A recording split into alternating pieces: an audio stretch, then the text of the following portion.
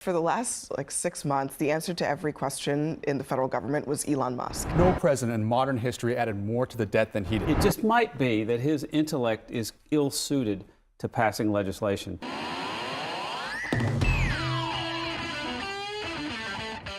I want to jump into a CNN panel covering some of the bickering between Trump and Musk. As I always say, Republican infighting is my favorite sport. So if you can, take a moment first, leave us a like on the video, lets us know you enjoy the content, it gives us a big boost in the algorithm, and let's jump into the discussion. It does increase the deficit, that it is a lot of government spending that is not paid for. So what are Republicans going to do? And is it going to matter after this man spent, almost $250 million on Republican campaigns?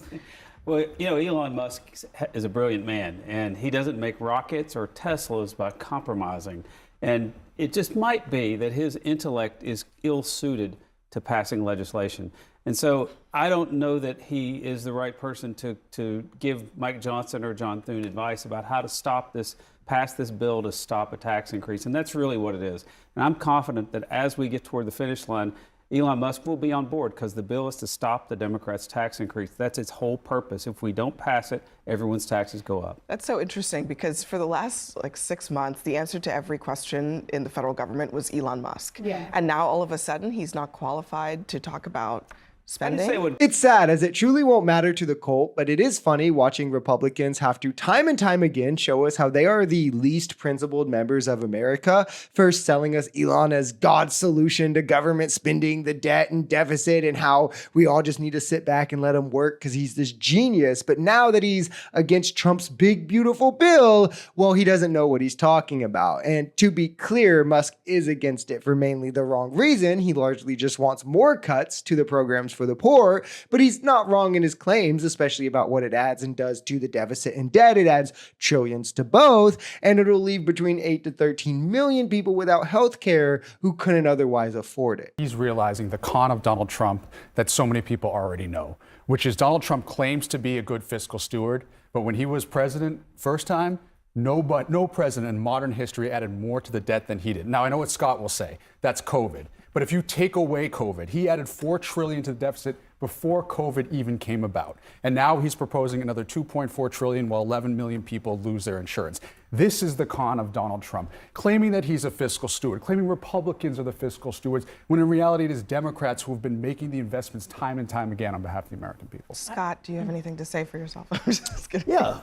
Well, first of all, I love them both, and I don't like it when mom and dad are fighting. I wonder who is mom and who's dad in that scenario. It's awfully progressive of Scott Jennings, but Dan is exactly right here, and it's not even the brilliance of Trump per se, but the playbook Republicans have ran since, well, Reagan, right? It's they can masquerade as fiscally responsible because, oh, look, we're cutting spending and spending is from your tax dollars, when in reality, they cut revenue in even larger magnitudes, which is what leads to worse deficits, right? And this is why you can look and see historically, had we not done the 3 tax cuts, Trump's, Bush's, or Reagan's, we would have our debt paid off. Here's a few objective facts. Historically, Republicans have added more to the debt. They've increased the deficit more. They've overseen less GDP growth than Democrats. Trump personally signed more debt into law in one term than any president in history.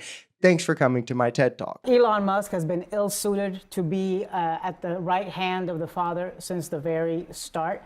I'm finding it incredibly amusing to see, a bunch of Republicans, elected Republicans, who for the last 5 months have been sucking up to Elon Musk and to Donald Trump, have to pick between mom and dad. Look, it's giving me whiplash because it wasn't but last week that they were still in the White House and tweeting love letters to each other and thank you notes and all of this stuff. And it's just what I think you have are 2 guys with a lot of power. One has a lot more money than the other, and the other one is president. This is a fight between Godzilla and King Kong.